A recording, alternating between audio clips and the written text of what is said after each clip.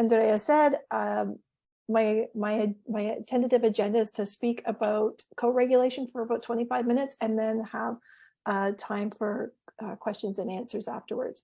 And I know that many of you have been engaged in learning about Self-Reg and listening to Stuart Shanker, Susan Hopkins, and others speaking on this topic. And tonight we're focusing more on co-regulation, and one way, and how co-regulation and self-regulation and self-control and how they're different. So one way that self-regulation is different than self-control is that self-regulation is social. So with self-control, whether it's a child, a teen, or an adult, the person is supposed to be able to go from dysregulated to regulated on their own. So an educator or a parent might say, go to your room, or you go and sit on that chair and you come back when you've calmed down. And so we're expecting them to somehow be able to shift from dysregulated to regulated alone. But with self-regulation, it's kind of a misnomer. The name doesn't necessarily reflect the true nature of how it's social. The child isn't by themselves. So if they're not calm, if they're not able to be calm, then we lend them our calm. So we help them get from dysregulated to regulated. And one of the things we have to remember is I can't lend somebody else my calm if I'm dysregulated. So a dysregulated adult can't regulate a dysregulated child, which is why it's so important when we're doing this work in self-reg to think about our own stress levels and our own energy levels and how we moderate those. Because if I'm stressed and dysregulated, not only can I not help others, chances are they're going to be picking up on that tension through that limbic resonance and building off of my stress. So it's really important. And I know as parents, at least speaking for myself, it's something as a parent, it wasn't something that I prioritized. I tended to worry about everyone else and not myself, and let my own stress levels get to the point where I really wasn't going to be able to help others. So eventually what we want is we want children to be able to self-regulate. That's the goal. We want them to be able to recognize and reduce stressors. We want them to be able to do all of, we want them to have strategies for restoring energy, and we want them to know what calm feels like. But until they can do that independently, we co-regulate with them. It's like any skill that we want our children to learn. Until they can do it independently, we put those scaffolds in place and we support them. So just like when they're learning to walk and we're holding their hands and we're putting the walker there for them and we're putting all of those scaffolds, or when they're learning to read and we scaffold that, self-regulation is the same thing. We don't expect them to be able to do it independently on their own.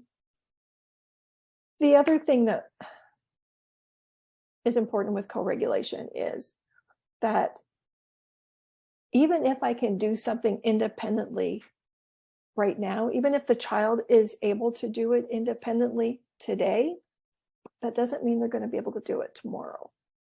So it's not a totally linear process where now they're able to self-regulate and I don't need to co-regulate anymore.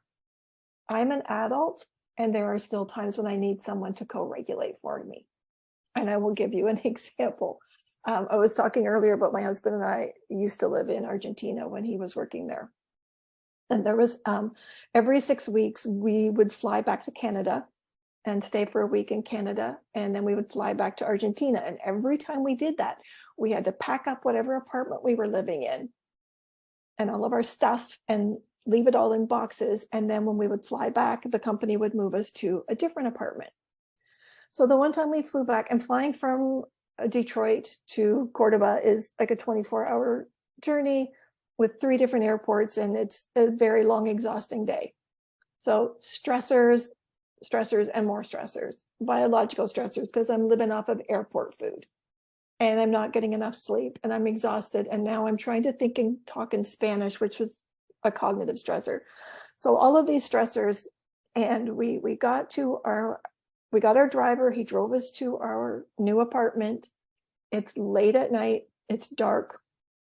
And when we arrived, the security guard had no record that we were coming and was not going to let us in the building.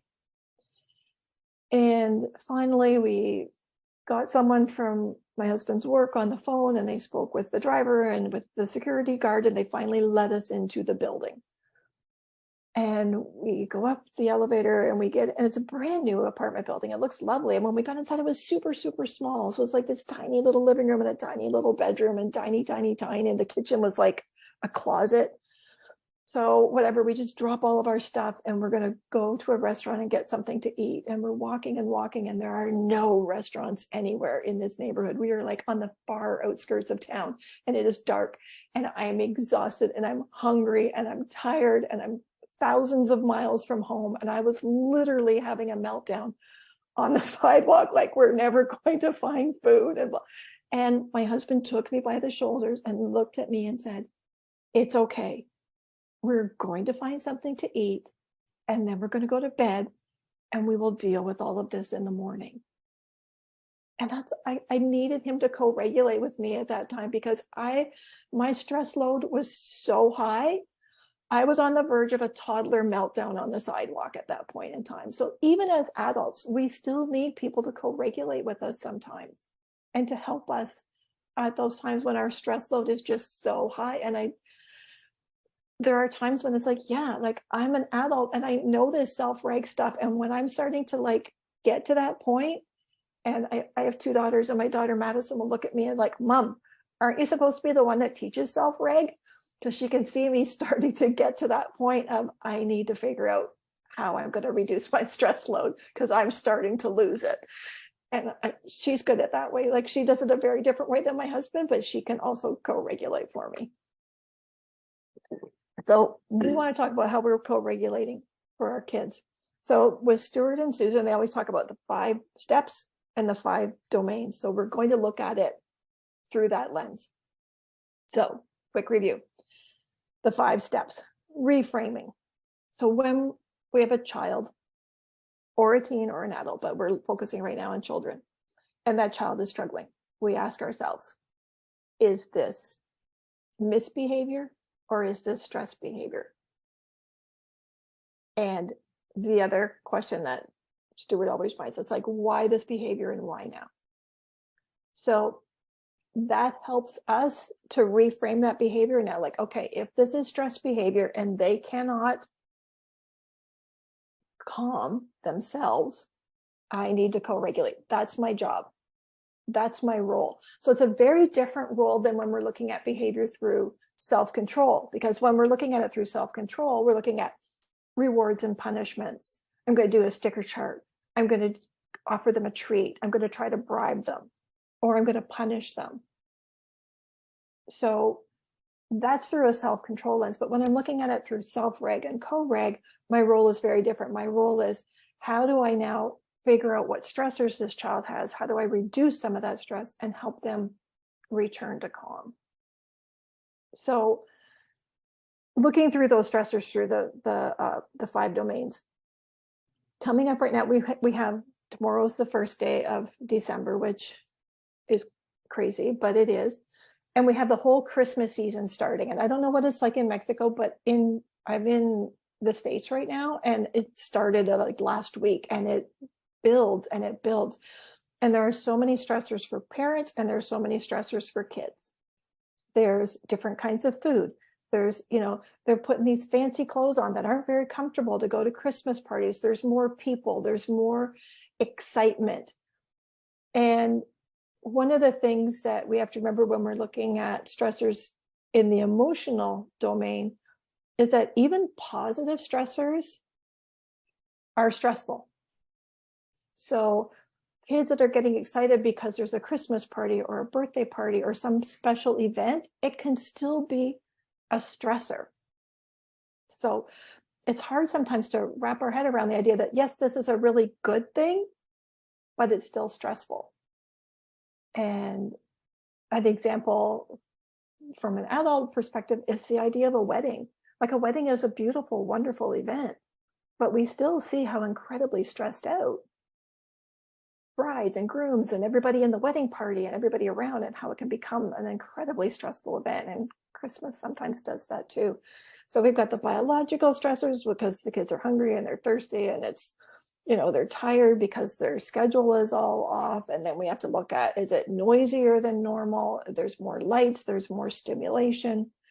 There's so many social stressors. So then we have to look at those stressors and figure out which ones can we reduce. So if we're going to a Christmas party and they're going to be up late and there's going to be a lot of people around, can we have some snacks and foods that we know are their healthy favorites? And can they maybe wear something more comfortable? And can we look at ways of reducing some of those stresses for kids? And when we're doing that, we're co-regulating with them, because I'm not expecting them to figure out what the stressors are and for them to be able to reduce the stressors. I'm going to do it for them. But one of the things that we can do to help kids move and scaffold them from co-reg to self-reg is to articulate what we're doing and why we're doing it. So this has been a really long day, or this is going to be, I know we're going to this party and we might be eating a little bit later and there might not be food there that you like. So let's find some healthy things that you can have ahead of time, so I know you won't be hungry when we get there. Or there's going to be a lot of people there, and if you feel like it's getting to be too much, here's what you can do. Here's our strategy ahead of time. My youngest daughter, Madison, did not like crowds of people. Still does not to this day. That's still a stressor for her. So we liked to go to the Christmas Eve service at our church. But I knew if we were going to do that, we had to get there early and sit near the front. Because if we could get there when the church was kind of empty and it filled up behind her, that was okay. But if we got there late and we walked up the stairs and the church was already full of people and they're all talking and it's noisy, she's not going in, or she's not going in without a fight. Like, she's just going to want to turn and run. And because that was a huge stressor for her. So that was our strategy, was get there early, and try to sit so she can't see the crowd.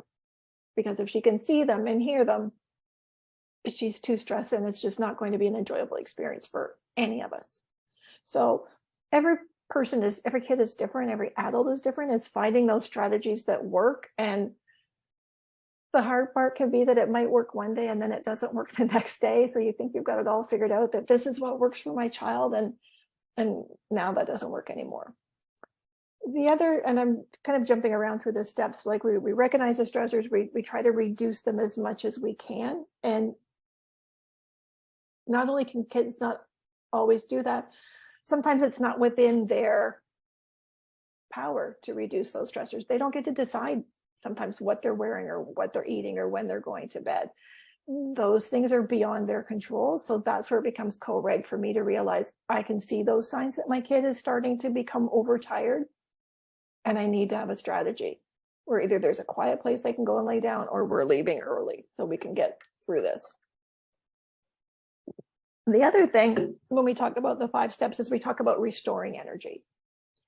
So I know if I've had a particularly stressful day, I need to have ways that, and I'm going to be burning a lot of energy. So if I'm going to the Christmas party for work, it's always stressful because it just is. There's just something about trying to have socialized time at Christmas, and there's already a million things to do, and now I'm socializing with the people that I just worked with all day. It's going to be stressful. So I need to think about, I'm going to be using up all this energy. I'm not going to schedule that, okay, if that's from 6 till 8 p.m., I'm not now going to think that, okay, and on my way home, I'm going to stop at the mall and do all this shopping. I already know that I've used up a ton of energy. I need to think about, how am I going to restore that energy? So I need to think about, when I get home, I'm going to have a bath, I'm going to have a shower, I'm going to put on my comfy clothes, I'm going to have a cup of tea, I'm going to read a book, I'm going to bring that down. So same thing with kids. If we know this is a busy day at school, that they're doing some special event, or that it's just been like a lot going on, then we need to think about, and again, articulate with them, we've had a really busy day. Let's just go home and put our pajamas on early, and we're going to cuddle on the couch and we're going to read a book, because let's do that, because we need some rest time now. We've had some busy time and now our body needs rest time. So I may not use the language necessarily of co-regulation and self-regulation, but I'm going to use the language of, we've used a lot of energy and now we need some time for our body to rest. And so let's do that. So they might not necessarily have those strategies yet. So we want to help them. And depending on the age of the child, I might start giving them choices. We've had a really busy day. I think it would be a really good thing for us to just kind of rest. After you have your bath, do you want to cuddle on the couch with mom and read a book, or do you want to sit and we're going to listen to some music? Which one do you think? So they can start to think about which one they find restorative. So I can start to develop this repertoire of strategies and start giving them that idea that they do have some choice into how am I going to restore energy, or how am I going to do that? So even our youngest kids can sometimes handle that choice. As adults, we tend to have a much greater repertoire of choices. I might go for a walk. I'm going to read a book. I'm going to listen to music. I'm going to do yoga. I'm going to, and hopefully a wide range of healthy alternatives. And children might not. So we have to sort of help them build that repertoire. Another example that I have, quite often I get a question, especially when we first start back to school. So from parents who will, they pick their kid up from school and they're like, their child just has a meltdown. It's like, yeah, that's a really they've had a very stressful day. It's hard to think about when you're 4 that it could have a stressful day, but they might need some time to rest and adjust and then be energized to go and do things as well. I'll give you one other example from my own life with my own crazy kids. And as I explained a little bit earlier, I talk with my kids. They know that I share these examples with people. They're older now. Shelby is 32. She's a dietitian. Madison's 30, which is hard for me to wrap my head around, but Madison's 30 and she works as an aide in a school for students with multiple exceptionalities. And so they know that I share these examples. But when my kids were little, they were like 5 and 3 years old. We went to a big festival in a park in the city near us. So I took the kids to this festival by myself, me and the 2 kids, and there was a puppet show. So my daughter Shelby wanted to be like right as close to the stage as she possibly could. So we were standing right by the stage for this puppet show. And the puppet show started and everything was good. And then this huge puppet of a dragon came out. And the dragon roared and smoke came out of its mouth. Shelby, my 5-year-old at the time, loved it, loved the dragon. Madison, my 3-year-old, turned and ran as fast as her little toddler legs would go, which is a really interesting example of what was a stressor for one child and sent her totally into fight or flight. And for some reason, she chose flight, was not a stressor for my other child. So as much as we can say, this might be a stressor, that might be a stressor, it can be a stressor for this kid and not for that one. Or it might be a stressor for this kid today and not another day. Had we not been standing right up at the stage, maybe Madison would have been able to handle the dragon. She could not. She took off running as fast as her little chubby 3-year-old legs could go. I took off running after her while also trying to keep an eye on Shelby, who's still enthralled with the dragon. Grabbed Madison. I'm holding on to her. I've got her facing me so she can't see the puppet show anymore. We're at a distance. I'm soothing her. I'm calming her. I'm speaking in low tones. Of course, the whole time, my heart rate is going because I thought I was going to lose a kid. And I can still see Shelby, who's up at the stage. Madison is completely in limbic brain at this point. Her red brain is running the show. I'm not about to have a conversation with her right now about don't run away, you need to stay with mom, that wasn't safe, you blah, blah, blah.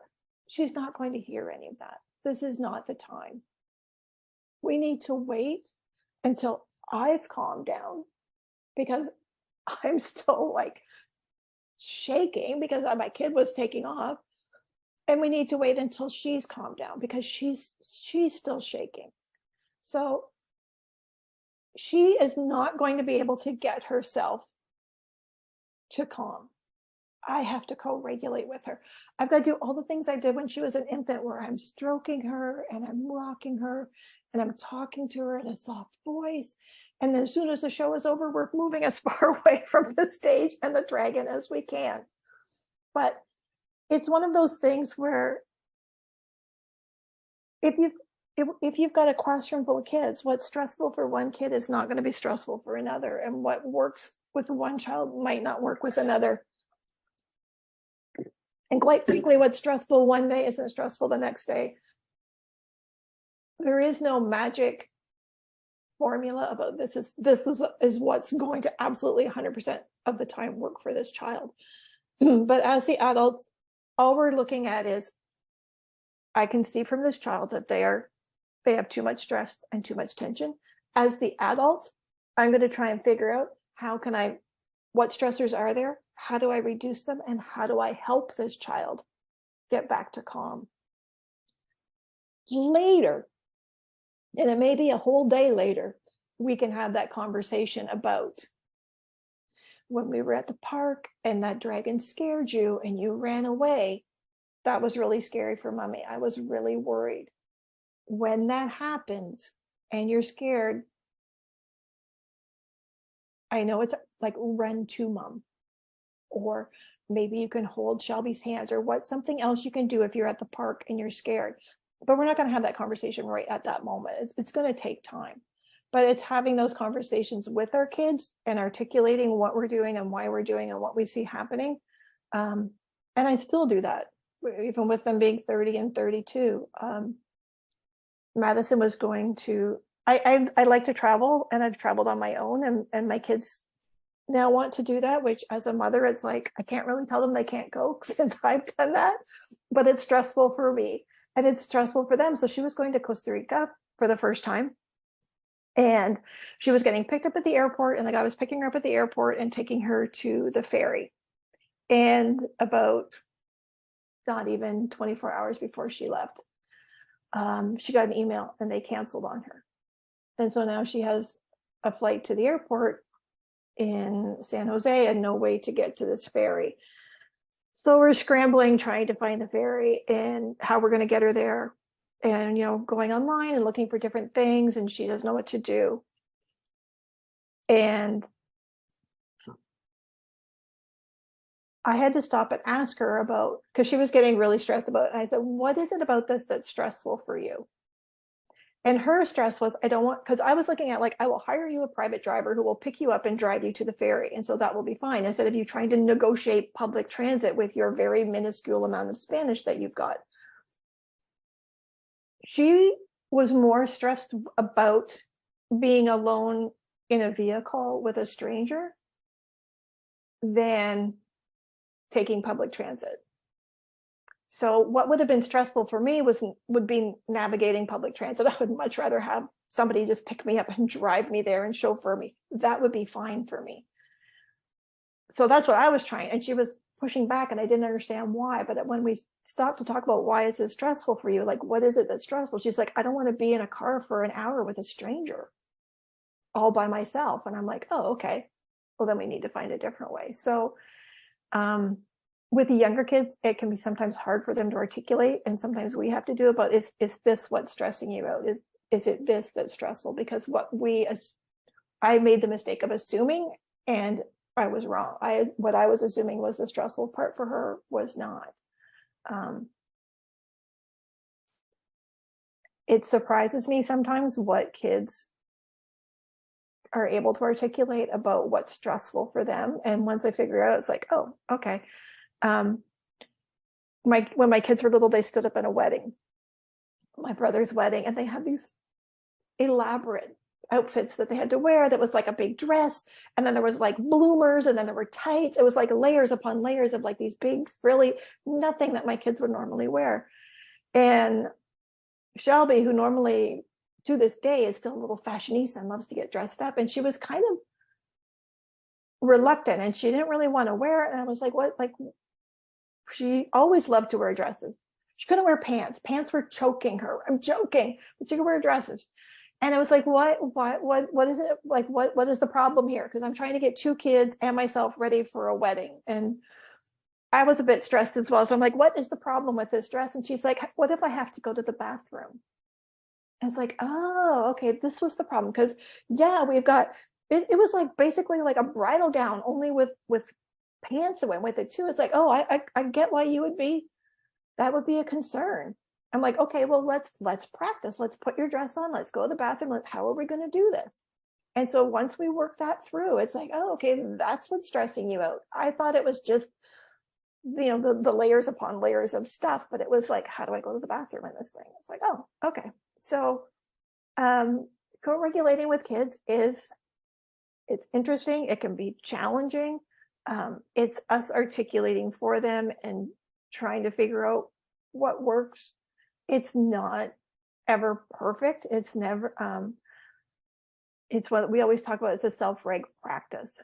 And I don't think you ever get to the point where it's perfect. And in his videos, even, it makes me feel better because Stuart shares examples with his own kids where he's gotten grumpy with them or has not been able to co-regulate when his son's been doing something, and he'll be like, oh, I totally, like, I did that wrong. Like, you know, and you just try again, but it's kind of heartwarming to me that he's able to share those examples of even he as a parent struggles at times with co-regulating with his kids. So I find that it makes me feel a little bit better. It's like, okay, well, if he can't do it 100% of the time, then it's okay that I don't get it right 100% of the time either. But that's part of the grace that we give ourselves as parents, that we don't have to be perfect. We're just doing the best that we can do. So I'm going to stop there because that's close to the 25 minutes, I think. I had some questions that were sent ahead of time. Do you want me to, I'm just going to ask, do you want me to deal with those now, or do you want to take questions from? Yeah, we can. I have one question here in the chat. Sure. And we can go with the ones that you have submitted on the Google Forms that we send all the participants. Okay. So the first question is made by Claudia. She asks, can you co-regulate another adult, like adult to adult? Can you co-regulate? Yeah, so like I shared the example with my husband, like absolutely.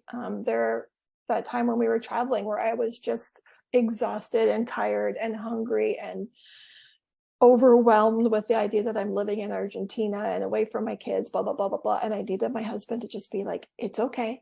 I will take care of you. We will get through tonight. We will deal with this in the morning after we've had a good night's sleep. And it's like, yes, like I absolutely needed that. You know, like I'm sharing the example of a wedding, like a lot of times, like if you've got a overstressed out bride or mother of the bride or whomever, and they need somebody else to just be able to, like, it's going to be okay. Like take a couple deep breaths. I think sometimes I find, and I'm only speaking about my own experience, sometimes I find with adults, it's easier for me with the adults I know, my husband, my kids, etc. I can spot when they're getting overstressed before they hit that point of like the limbic brain, and we're going to have a meltdown. We're totally gone into red brain. I can usually spot it enough in advance that we can kind of bring it back and co-regulate a little bit sooner. When my kids were younger, sometimes it would just happen so fast. Like they get overloaded so quickly that it's like, okay, no, we're totally in limbic mode now. And we're just doing damage control and we can co-regulate. But yeah, absolutely. Adults can co-regulate with other adults. I think it's a wonderful gift if you have somebody in your life who can do that with you. for sure. Thank you for that answer. If anyone wants to write on the chat an question, you are able to do that right now. Or if you want to raise your hand, Almudena, you can open your mic. Hey, thank you, Lisa. I'm having a hard time dealing with internal stressors. I heard you, and all the examples were like the stressors came from the outside, but I'm gonna give you this example I'm having a hard time with. I have my older child, he's 5 years old, and she's a really perfectionistic child.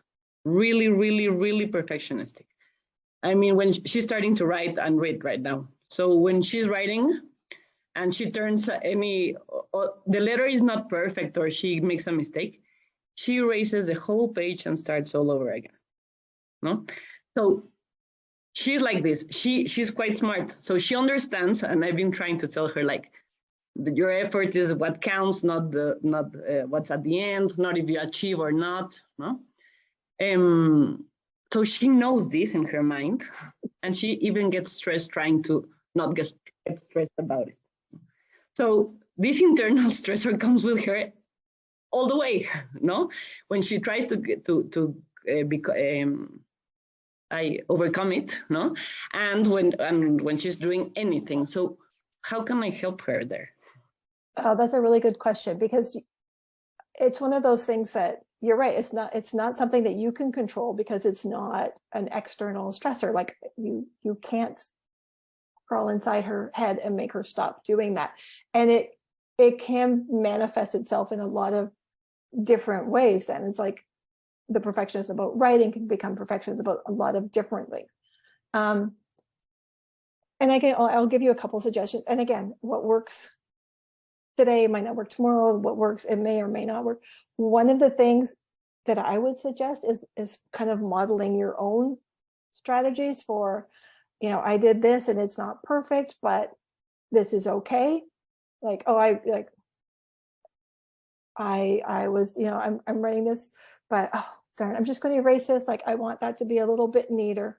Can you read what I wrote? Yeah, because that's what writing is all about. It's just making sure we get our ideas on paper. It's not like the purpose of writing is not, okay, so I got it. So one is modeling your own strategies for dealing with making errors, and it's okay, and it's okay to be messy.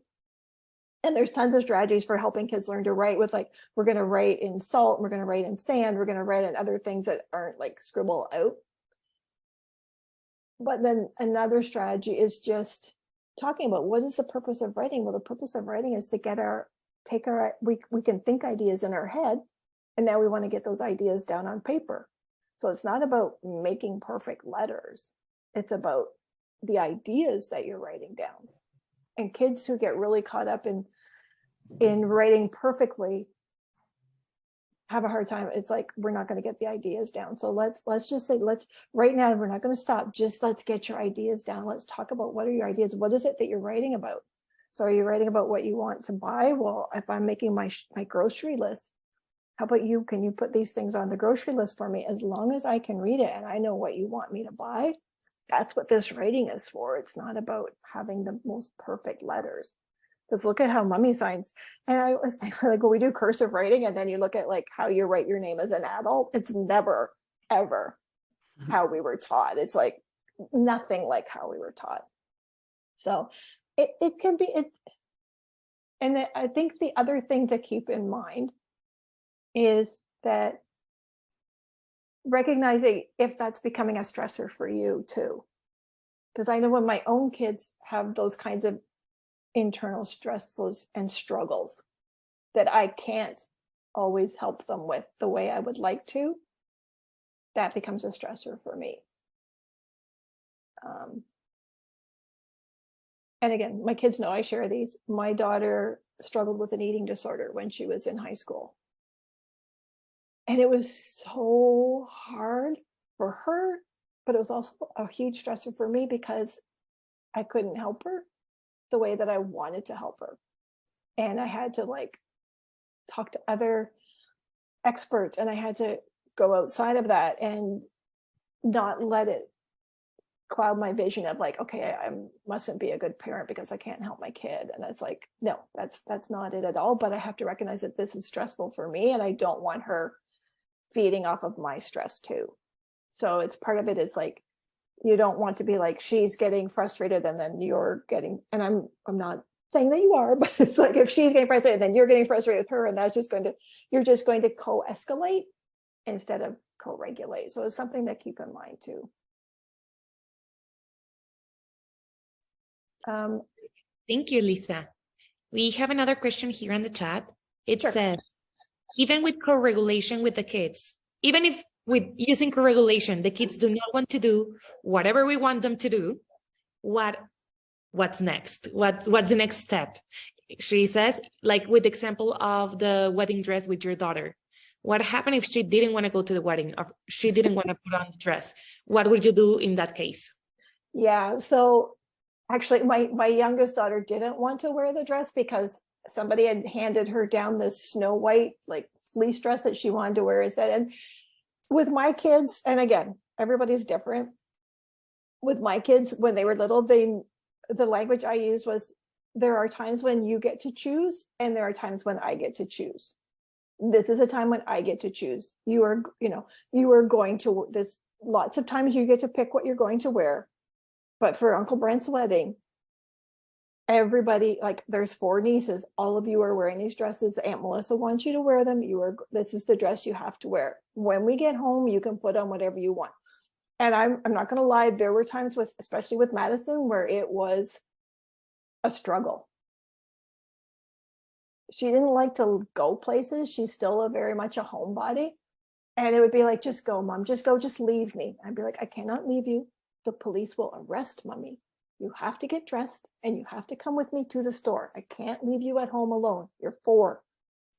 And so if I tried to change her, once I got the old clothes, dirty clothes off of her, it was like trying to dress a wild animal. She's going to flail around, so I can't put clothes on her, and then she won't have to leave. So like, yeah, there were times when it was, it's like, oh, you have to wear this. Like you can pick out what order you want to put them on. You can pick out lots of other stuff, but when it comes to the dress, this is the dress you're going to wear today. And yeah, like it's not always, as much as I try to co-regulate and negotiate and be calm and rational, there were times when it's like, yeah, this is not a discussion that we're going to have. This is what you have to do. We've talked about some things are choices and some things aren't. We were talking about the stressors around, there was a parent who was having a really hard time because they'd like to go to Disney World every year for their holiday. And their kid would get totally stressed out about it, just completely stressed out of the people and the noise and just everything about it. And she's like, we tried watching videos about it and we tried doing this, we tried doing that. And I was finally like, why do you have to go to Disney World? Like, that's not a necessity. Like, let it go. So you kind of got to recognize when are the things I can let go and when are the things where it's like, no, I can't. So if my kid is super stressed out because they don't want to go to the dentist, that's not a choice. I will do everything I can to make it as less stressful as possible. But we're going. And it's like, I know maybe you don't want to wear this dress because Madison did not, but this is the dress that we're going to wear. You only have to wear it today. You never have to wear it again, but we're going to wear it today. Yeah, it's not always perfect. Thank you about that. We have another question from Yuya. She's one of the educators that work in the 0 a 3 Fundación. And she's asking, she works with moms and families with kids from 0 to 6 years old. And she's asking, can you give us 5 reasons that we can share with these families of why self-reg is important and useful? And it's not just because we want to create like these little brats or spoiled kids, because that's sometimes the view that they have. Okay, so I'm not sure it's necessarily 5 reasons. But one of the things when I talk about self-reg, because I think it's a misconception, like the spoiled brat part is, and one of the questions that you guys had sent me about it's not about reducing every stress for the child. And we're going to create like this nirvana spa where the kids are going to like, no, it's not possible to reduce every stress, and it's not healthy. We need some stress for growth. when I was a classroom teacher, if there wasn't the stress of a deadline, I never would have got my report cards done. Like, I need that stress. Stress helps us grow. So I think there's a misconception sometimes from parents and even sometimes from educators that like self-reg is just all about like kids aren't going to have any stress and we're just going to make life so easy for them. Like, no, there's still going to be stress, but what we want is a healthy amount of stress so that kids can learn. And I mean, that's like the number one reason. If you are stressed, if you are so stressed, you cannot learn. Because if your prefrontal cortex is being overrun by your limbic system, if you're so stressed, if your child is so stressed, they can't learn. I mean, it's just biologically impossible. If your child is to the point where they're in like fight or flight or freeze, and they're just so overwhelmed with stress, your brain just shuts down. You're in survival mode. You're not in learning mode. So self-reg and co-reg, where we're going to get you to the point where you know what calm is and you know how to get yourself to feeling calm, then you can learn.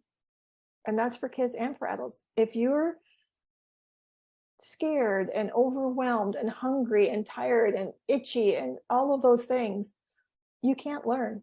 And I'll share an example from an adult perspective. I used to have to go to these ministry meetings all the time. We would drive 2 hours and we would go to these ministry meetings about whatever new initiative the ministry was coming out with. And I can remember being in one, it's like in a hotel ballroom and there's all these people around. And it was so cold in that room. They had the air conditioning cranked. I cannot tell you what that meeting was about. I have no idea what we were supposed to be learning that day. I just remember sitting there because I'd worn a dress and I had like little dressy shoes on. And we had driven up the night before and stayed in the hotel. And now the meeting was in this room where the hotel was. And the whole time I'm in this meeting, I kept thinking, would it be really rude if I went back to my room and just like got the comforter off the bed and brought it back to here and like put it on my lap? Like, I couldn't focus on anything these people were presenting on because all I could keep thinking about was how cold I was. And do I have something in the car that maybe I could go, like, is there a sweatshirt in the back seat? Is my gym bag in there? Like, I was so cold and so uncomfortable. I couldn't learn anything. And same with kids. If kids are super stressed, they're not going to learn. And that's what we want. So to me, that's it. Like the number one reason is if without self-reg, without that feeling of calm and reducing tension for kids, then they're not going to be able to learn in an optimal way. And that's what we want for our kids. Thank you. We have another question. Maria shared with us, how can a teacher co-regulate her group? There are 2 adults working with a group of 14 3-year-old kids, where some of the kids run away, hide under the table, and call the other kids to join them. What do I do? Oh, that's an interesting one. Okay. So, I mean, there's a lot to unpack there. And we have to, okay, so the first question is this stress behavior or is it misbehavior? Are they running and hiding? Is this like a fight or flight kind of thing that they're just overstimulated and they want to get away from the group? Or is this a misbehavior thing? And if I'm not sure, I will usually default to it's a stress behavior if I'm not sure. And again, I've thrown a bunch of examples. I was at a kindergarten. We have a kindergarten registration. So kids who are starting kindergarten, we have an open house and they can all come with their parents and visit the classroom. And some kids are like really shy and they're hiding behind their parents and they're nervous and anxious because this is all new and a bit much. And so I get that. That's stress behavior. And I'm going to treat that differently. I'm going to get down on the child's level. I'm going to speak very quietly. I'm going to, minimize some choices for them. But I still remember I was there with this one little girl. And she was playing in the house center. She had like all the toys out in the house center. She was playing with like, cooking on the pretend stove. And her mom turned to her and she said, oh, like, Susie, it's time to go. And the little girl looked at her mom and she looked down at the toys and she looked back at her mom And then she took her arm and she swept all the toys onto the floor. Okay, that's not stress behavior. That was a deliberate choice. So when we're with these children in the classroom, we need to think about, is this a deliberate choice or is this stress behavior? I don't know. So that's that's something you need to think about. If they're going into these little hidey holes, do I need to do once it's just to kind of do like a classroom audit? Are there areas in my classroom where children can go that are like quieter spaces where they don't have to be with people? As an adult, if I'm at school all day long, there are times when I just want to like go and get away from people. And I have that because I can just go to the bathroom. I can go down and have my lunch break. I can do what kids don't. And I was helping in a kindergarten classroom. So it was 4 and 5-year-olds. And a parent had dropped off this big box, like they had just gotten a new appliance of some sort, and they had dropped off this huge box. And so the teacher was meeting with the kids and said, what can we do with this box? And thinking, we can make a puppet show, like we can make a car, like he had all these great ideas, but he wanted to put it out to the kids first.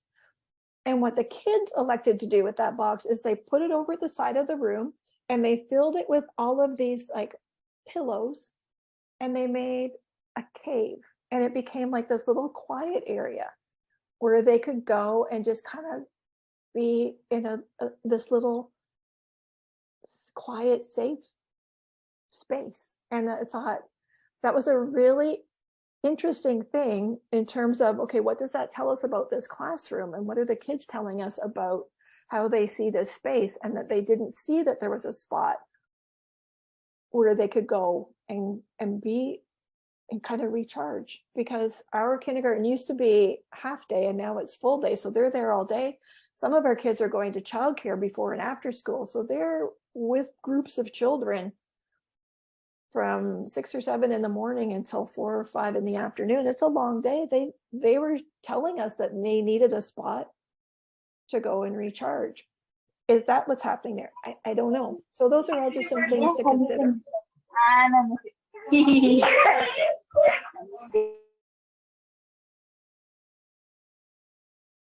Okay, thank you. Sorry about that. No, that's okay. Microphone. So we have another question from Claudia. She says, can a kid develop a chronic stress if that kid does not have an adult that co-regulates with him? Is that even possible?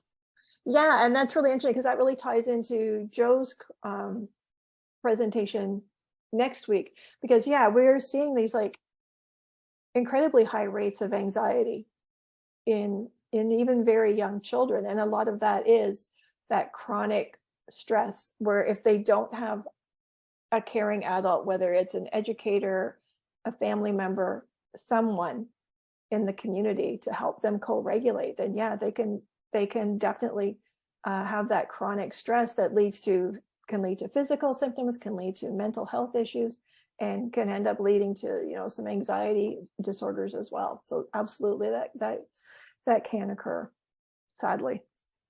Thank you. And we will go deeper in that in Joe's next week. So if you want, I don't want to go too far with that, because I don't want to like do his presentation. But absolutely, that's what we're definitely seeing that. Perfect. Another question from Eduardo.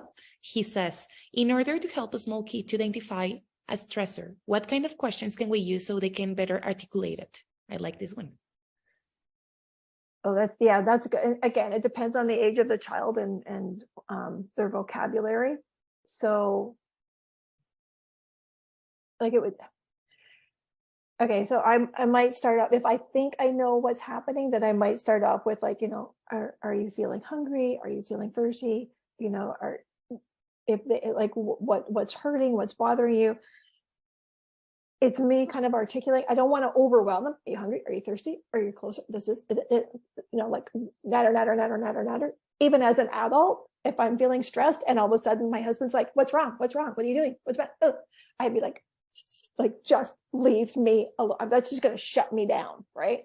But if I can say, oh, I've noticed that, I've noticed that your face is flushed, and I noticed that, you're scrunching your eyes up. It looks like you're angry or frustrated. And I'm wondering if I'm noticing that. I'm wondering if, and if I get it right, they'll tell me. And if not, I can maybe try. But I don't want to have this barrage of words that's just going to add more stress. So that's a tricky one, because you want to find that balance between helping and not adding to their stress load.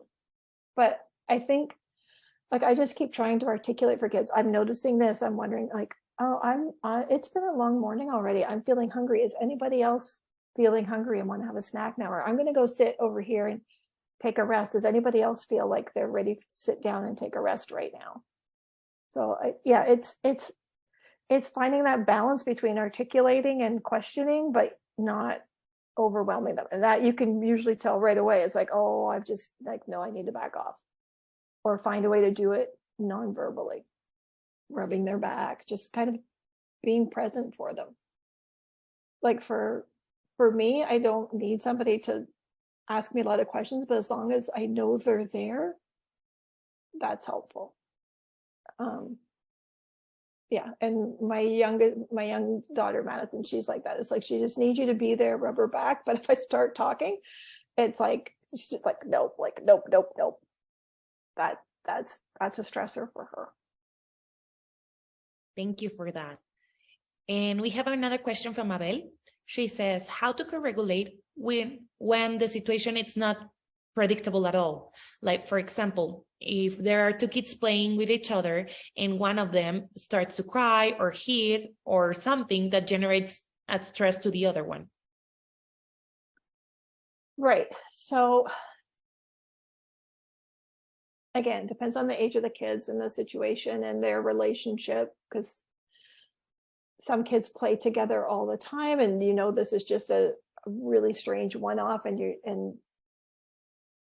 it also depends on how the kids are handling it. Like if they're already handling it, I'm going to back off and just kind of be there to guide and mentor them. So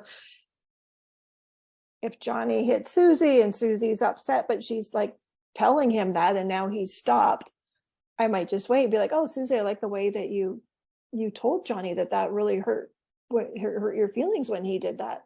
And let's see, how can we do this? Or it might be like, do you want to go play somewhere else now? Blah, blah, blah. With some kids, if the limbic part of your brain is running the show, it's like when I was talking about with Madison with the dragon puppet. We might not be able to talk about this right now.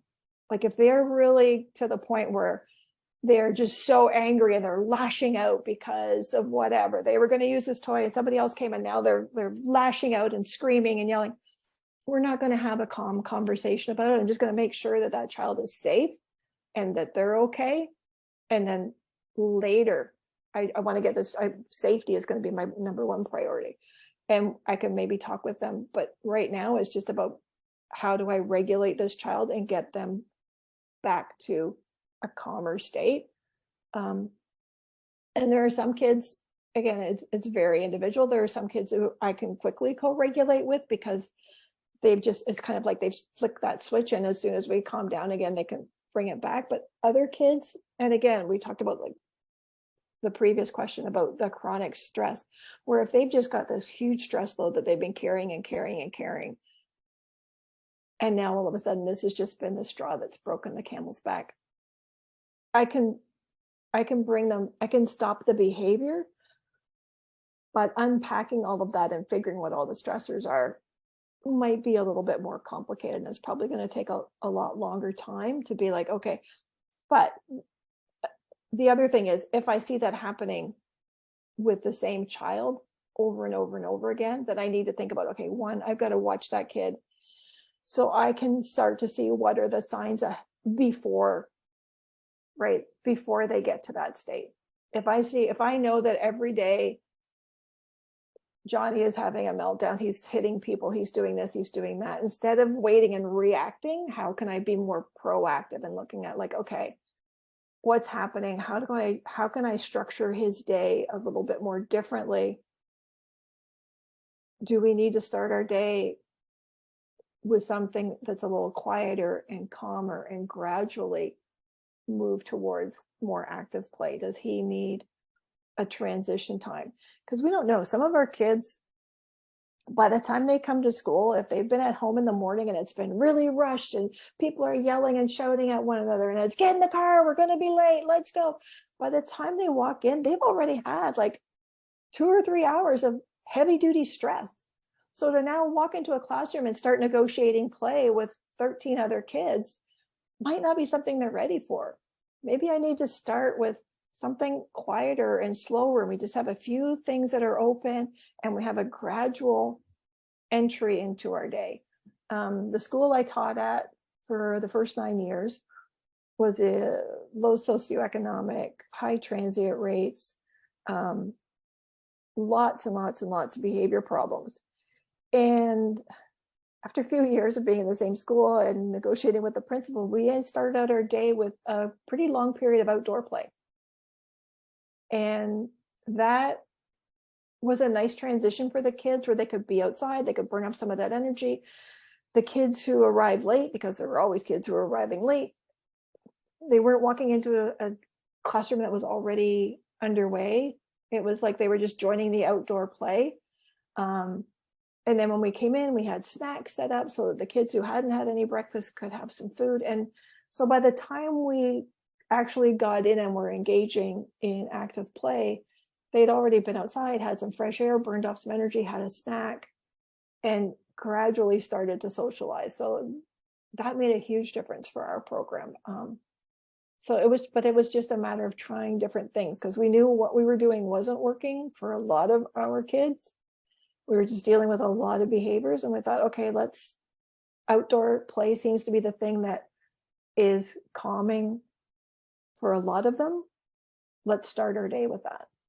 Let's flip our day around. Let's start with the thing that's calming for them instead of waiting until a bunch of them are dysregulated and then moving to the calming activity. We just put the calming thing first. And that, for that particular group of kids, worked really well. Like we did that for a number of years, and it was good for them. And quite honestly, it was a lot less stressful way for us to begin the day because we had a chance to talk with the parents as they were arriving. The parents could stay and chat with us.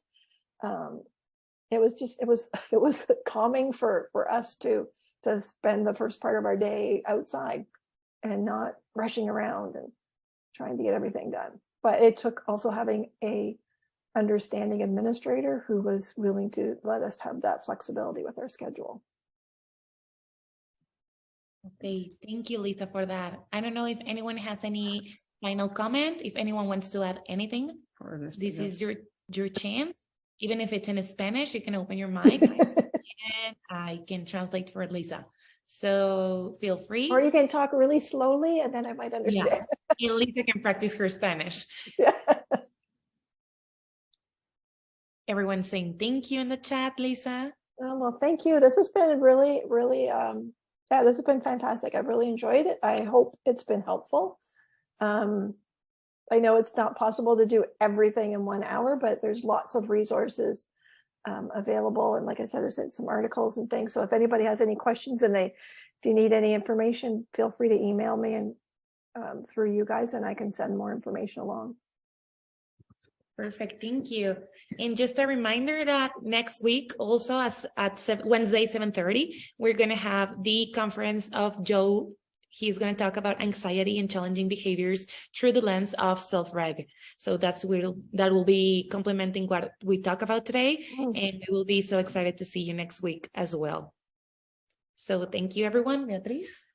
Thank you, Lisa. And we hope to see you here in Mexico soon. Gracias por la invitación. Have a great night, everyone.